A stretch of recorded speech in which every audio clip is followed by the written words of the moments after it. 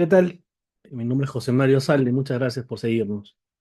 El día de hoy quiero hacer un comentario acerca de el método que suelen utilizar en las universidades para las investigaciones de carácter jurídico. Vamos a centrarnos en el método aplicado a investigaciones jurídicas. Em, y esto que puede ser tal vez algo, digamos, hiper especializado. También se repite en algunas carreras. Vamos a ir comentando poco a poco para ubicar a las personas que nos están siguiendo en este momento, a quienes agradezco por seguirnos semana a semana en este espacio que me brinda la Coordinadora Republicana. Bien, el método por excelencia en lo que es la ciencia jurídica, el método de investigación por excelencia, es el método interpretativo, el método de la exégesis, que también algunos denominan como el método dogmático. Es el método, digamos, más tradicional en el ámbito jurídico y tiene que ver con una eh, lectura interpretativa de las normas, de las leyes, eh, de la jurisprudencia. Eh, lo que se pretende es, en este caso muy concreto, es explicar y analizar de manera sistemática si es que la norma está bien planteada, está bien formulada, si hay algún error técnico. Eh, Esa es la finalidad básicamente, ¿no? Es analizar, por ejemplo, un artículo de un código o también puede ser un artículo de la Constitución eh, y hacer una interpretación eh, que sería una lectura del artículo mismo, ¿no? Es decir, la interpretación saldría de la propia lectura del artículo y contrastándolo también, evidentemente, con la doctrina, con la jurisprudencia, pero es autorreferencial, digamos, la norma habla por sí misma. Esto es lo más tradicional, esto es lo que históricamente siempre se ha venido, digamos, trabajando en lo que es investigación jurídica. Pero hasta hace muy poco, eh, este era el método que se utilizaba en las universidades, pero hasta hace muy poco eh, ha sido sustituido por un método distinto, un método que creo proviene de otras ciencias, y que es el método de la investigación empírica. eh, es el método que utiliza métodos empíricos, sobre todo de carácter cuantitativo, para hacer el levantamiento de la información. La idea de utilizar este tipo de investigación empírica tiene que ver o está relacionado con el paradigma científico. Se cree que aplicando la estadística, por ejemplo, la tesis es más científica, ¿no? Lo que creo es un error y creo que también esto es un interesante espacio para poder generar una discusión en torno a la cientificidad de estos trabajos. No porque las cosas sean medibles, sean cuantificables, son más científicas. Ahí hay un gran error, y sobre todo en el caso concretamente del derecho. Eh, Trabajo de campo, encuestas, entrevistas, etcétera, etcétera, ¿no? Esto es lo que se suele utilizar en este tipo de investigaciones, ¿no? Que tienen un valor, ojo, no estoy criticando la importancia que tienen este tipo de investigaciones, pero creo que la investigación jurídica no puede quedarse simplemente en la aplicación de la estadística y requiere profundizar más en fenómenos que al parecer son periféricos. Tendríamos que ir hasta el fondo, tendríamos que ir hasta, digamos, la naturaleza de los mismos, ¿no?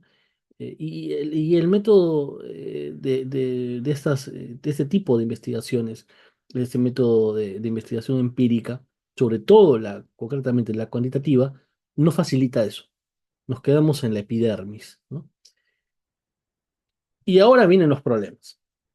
Porque, por ejemplo, si una persona quiere hacer, ojo, esto no pasa en todas las universidades, algunas universidades tienen un mayor criterio y amplitud y de hecho no le generan dificultad al alumno al momento de plantear su tema de investigación, todo lo contrario, le facilitan el poder realizar la propuesta de investigación en tanto reúna algunas condiciones, digamos, fundamentales, como que sea un tema de relevancia, como que exista realmente un problema de investigación.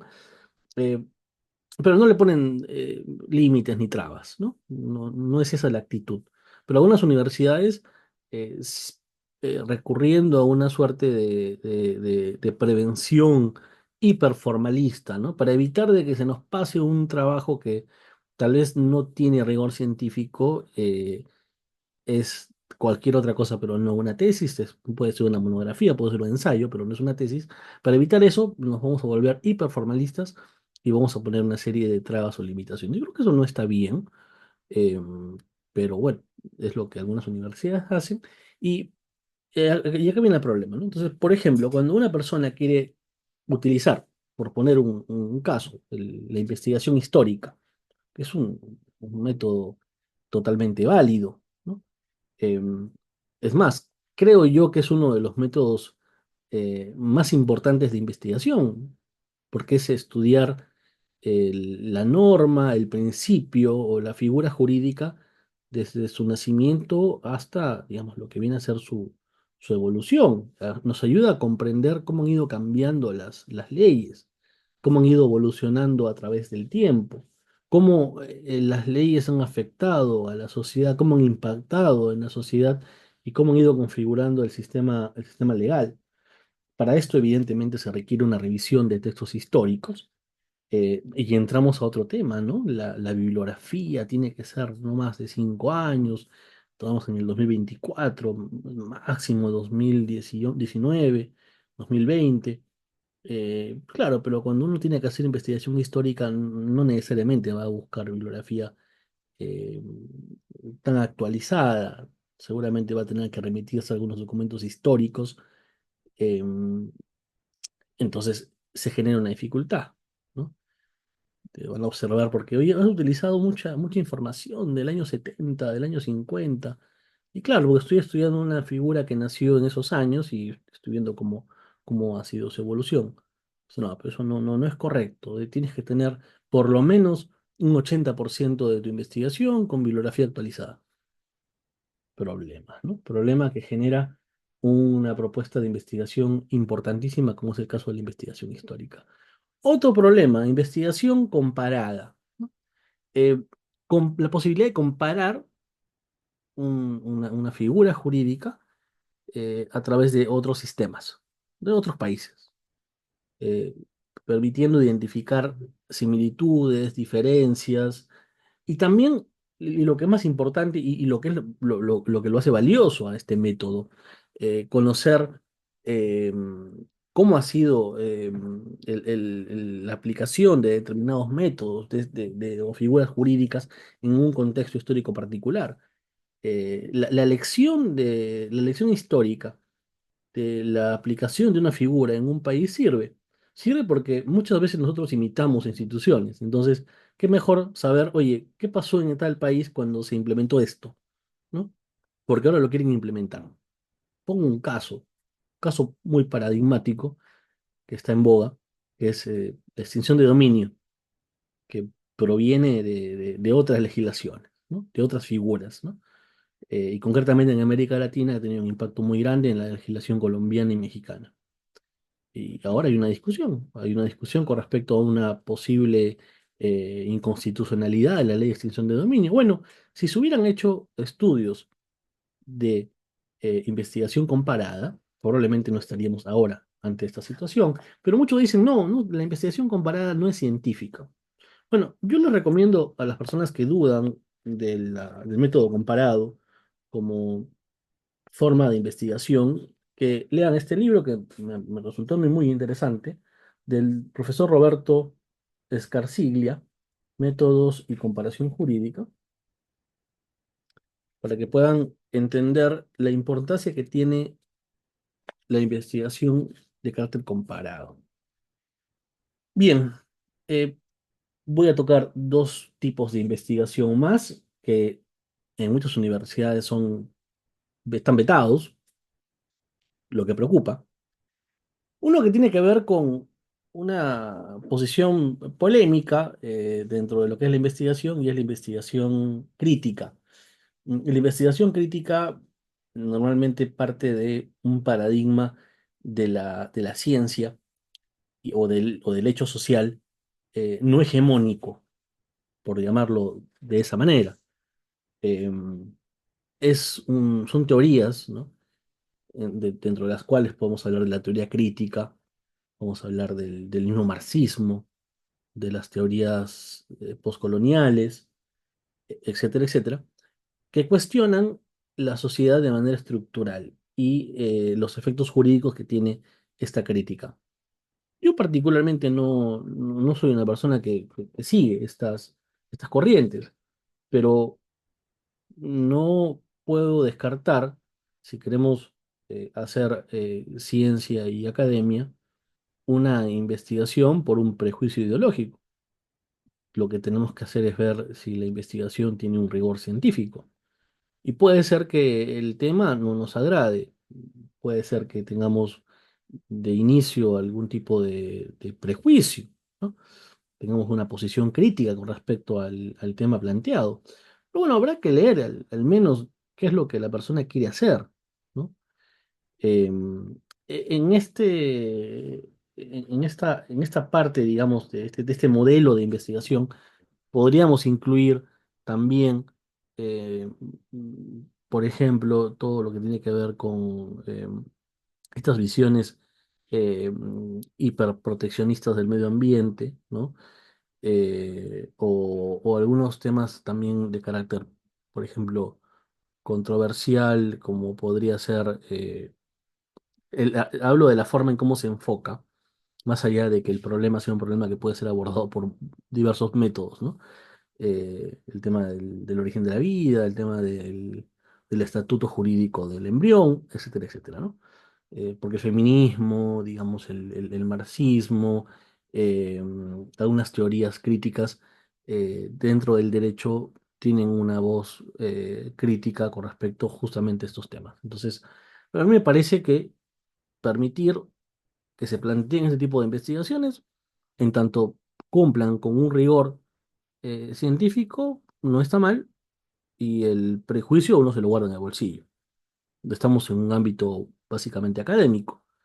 Y si hay que cuestionar algo, se cuestiona académicamente la viabilidad de la propuesta de investigación, más allá de la filia o de las fobias que puede tener la persona que hace la evaluación. Es también un absurdo pretender que el profesor, el dictaminador, no tenga un posicionamiento ideológico o teórico o político, no, eso no existe. O sea, creer que la persona, el individuo, es un ser solipsista, ¿no? Un ser pensante, sin descontaminado de toda influencia moral, ética, religiosa, política, es un absurdo. Todos tenemos una posición sobre estos temas. Lo que tenemos que hacer cuando se hace investigación es controlar este nivel de subjetividad. Eso es lo que pide la academia. Bueno, y para terminar y para no ser tan extensos, espero no haberlos aburrido, una investigación que a mí me parece muy interesante porque yo también mismo la practico y que es algo además que se necesita en este momento y es la investigación interdisciplinaria. Cuando uno plantea una investigación interdisciplinaria, se le paran los pelos a los dictaminadores, ¿no? Es como, pero esta investigación no es jurídica, ¿no? Eh, Uno quiere, por ejemplo, plantear una investigación donde haya una intersección entre el derecho y la economía que utilizando, por ejemplo, el método de análisis económico del derecho, analizar una institución, pero con un abordaje que también toque el aspecto de las ciencias económicas. No, pero esto no es jurídico. Eh, o de repente algo vinculado a algún tema que tenga que ver con la bioética. que no, pero esto es medicina, o esto es filosofía, o es, no lo sé, pero esto no es, o ciencias morales, no sé, pero no es derecho, ¿no? Y esto es algo muy, muy común y es algo también que tenemos que criticar, porque creo que en esta época el derecho entra en diálogo con otras ciencias, entra en diálogo con la psicología, entra en diálogo con la economía, entra en diálogo con la ciencia política. Creo que el diálogo entre ciencias permite profundizar el conocimiento de la realidad. Porque si tú te quedas con tu parcelita de conocimiento normativo y te olvidas que detrás del derecho hay otras cosas más, estás viendo solamente una parte del problema. Entonces, es importante porque también el recurrir a otras ciencias nos da una mayor apertura con respecto a lo que es los enfoques metodológicos, ¿no? Porque evidentemente estas ciencias tienen eh, sus propias metodologías, ¿no? Sus formas de abordaje, ¿no? Entonces es importante que promovamos este tipo de investigaciones y también hay un trabajo, digamos, de apostolado, de convencer en las universidades, a los dictaminadores, a los profesores, a los mismos asesores, que se puedan realizar estas investigaciones. Que hay derecho, hay parcelas de la realidad que pueden conocerse, que van más allá del estudio normativista, el enfoque normativista. Es una visión, digamos, anquilosada del derecho, ¿no? El pensar de que todo puede ser, o solamente podemos hacer investigación a partir de un abordaje normativo, a partir del análisis de una norma. Yo no estoy seguro, pero no sé si Kelsen, padre del positivismo, podría coincidir en esta posición, ¿no? Creo que existe un positivismo malentendido, como tantas cosas que llegan al país, eh, un positivismo, digamos, bamba, chicha, ¿no? Mal comprendido, ¿no? Y que termina generando dificultades al momento de hacer la investigación científica en el ámbito jurídico. Bueno, espero no haberlos aburrido. Les agradezco muchísimo por el haberme brindado la posibilidad de estar hoy día con ustedes y será hasta otro programa. Muchas gracias.